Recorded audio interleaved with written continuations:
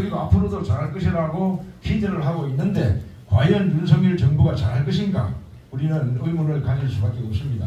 그래서 참담원에서 우리라도 나서서 국민혁명을 해야 되지 않겠나, 이런 뜻으로 지금 우리가 이러한 자리를 마련하고 있다고 생각하는 것입니다. 여러분 그렇지 않습니까?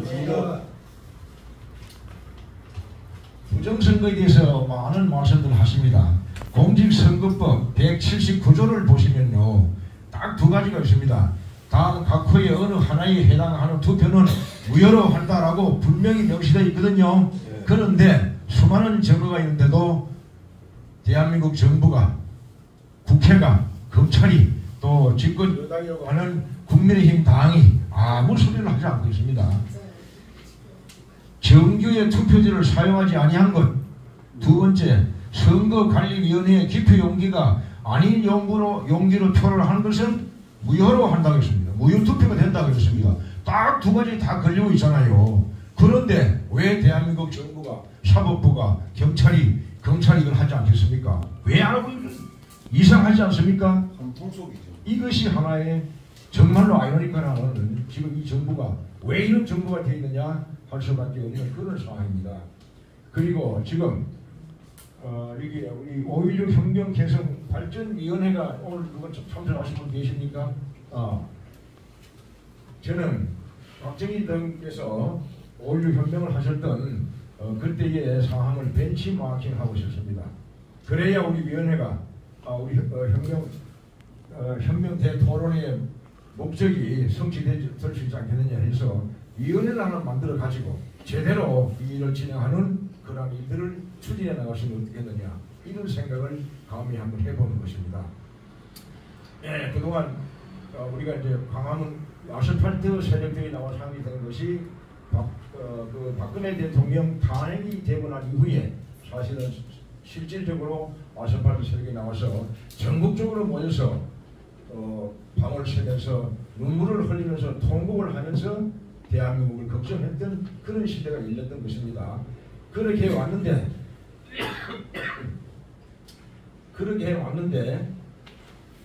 결국은 문재인 정부가 들어서가지고 대한민국을 아주 불탕질을 치고 윤석열 대통령이 집권하게 되었습니다. 그러나 윤석열 대통령이 2년 반 동안 뭘 하고 있느냐, 물론 대외적으로 국가를 위해서 여러 가지 하는 일이 있습니다만은 우리들 마음을 시원하게 해주는 것은 아무것도 없지 않습니까? 우리들 마음을 시원하게 해주는 것이, 우리가 원하는 바를 해주는 것이 무엇이 있습니까? 아무것도 없습니다 지금. 그래서 참담원에서 물론 정광훈 목사께서 국민혁명을 해야 된다, 혁명하자 하고 여러 번을 외치하셨지만은 그것은 제대로 말씀만 했을 뿐이지 실질적인 행것이 아무것도 없어요. 그래서 우리라도 정광훈 목사가 못하니까 조그마한 모임을 시작해서 혁명을 하는 기틀을 마련하자 해서 오늘 이 자리에 이렇게 두 번째 모임을 나오게 됩니다. 대구에서 지난번 1차를 했고 오늘은 두 번째 모임입니다. 여기 모신 여러분들만이라도 뜻을 맞춰 가지고 제대로 계획을 세워서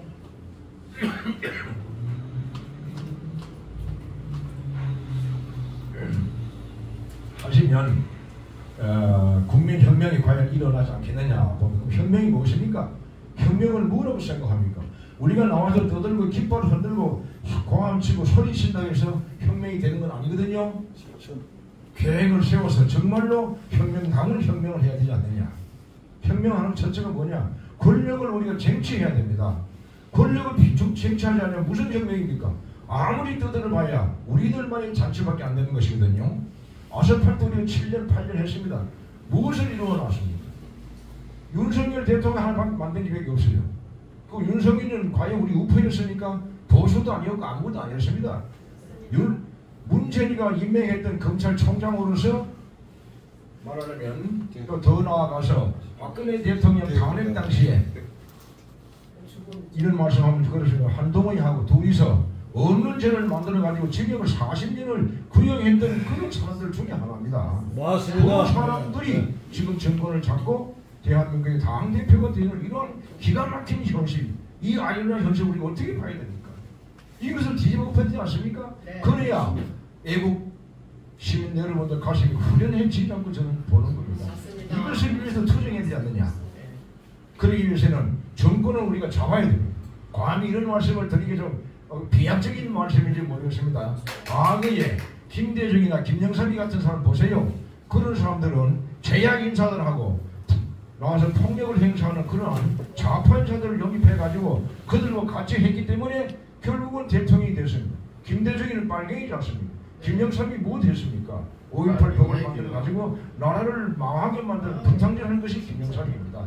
그러나 그들은 정권을 잡기 위해서 수많은 그 방한 대한민국 세력들이죠.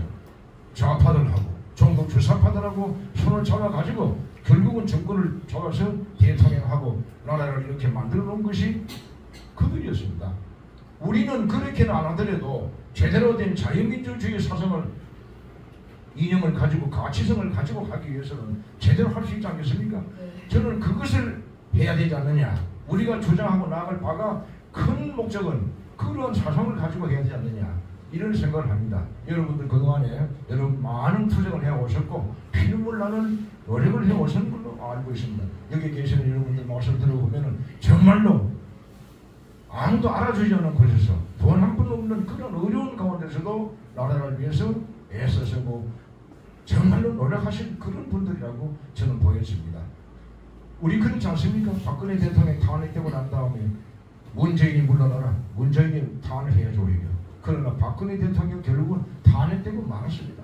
그리고 나서 문재인이 5년 동안 대한민국을 망쳐놓았고 그러다가 윤석열이라는 인물을 우리가 대통령 할 사람이 없었습니다. 그래서 비로소 윤석열 사람을 대통령 어쨌든 울며 겨자 먹기로 만들어낸 거 아니겠습니까? 그래서 잘할 줄 알았는데 이게 뭐라? 우리가 원하는 건 아무도 안 들어주지 않습니까? 그래서 우리라도 나설 수밖에 없다라고 이러한 각오를 가지고 이러한 자질을 우리가 앞으로 해나가야 되지 않느냐 이런 생각이 듭니다. 그래서 저는 혁명위원회를 하나 만들자. 같이.